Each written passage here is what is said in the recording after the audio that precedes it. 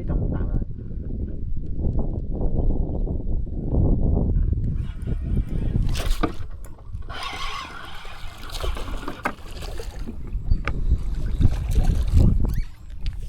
Cài còn bao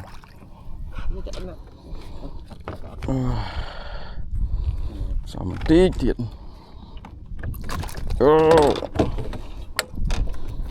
Cái tăng gì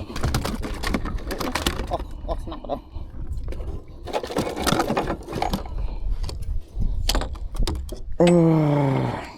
lượng muốn một tục tầng trên tính em bật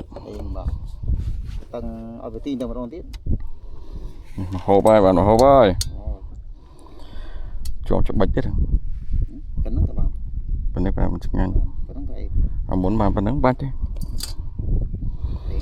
ơi bằng phone em